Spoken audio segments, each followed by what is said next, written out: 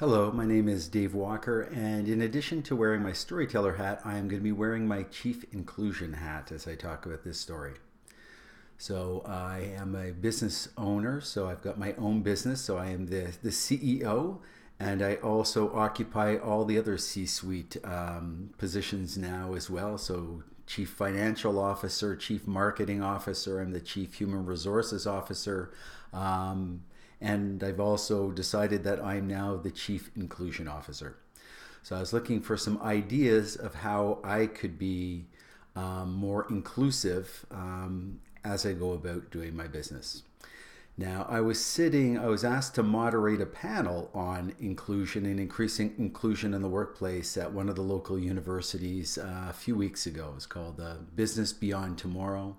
And we were the importance, trying to get across the importance of being more inclusive. So we had a panel. So I had some chief inclusion officers and some CHROs from some other organizations, some other panel members as well who are very passionate about the topic. And one of the challenges that we had out to everybody was, if they could take something away from that session that they could actually go and then use themselves to make their workplace more inclusive.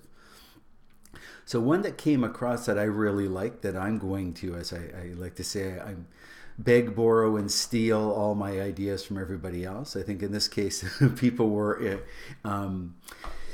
offering them up to be leveraged and used by others. So the one that I really liked was the notion of a coffee chat.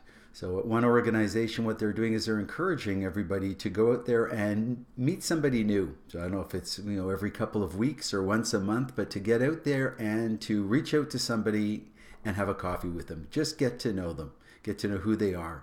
So I thought that was a really interesting way of going out there and connecting.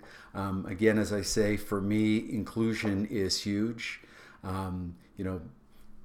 It's in coaching we talk about broadening one's lens. So we can broaden it ourselves by going out there and experiencing different things, but we can also broaden it by connecting with all kinds of other different people.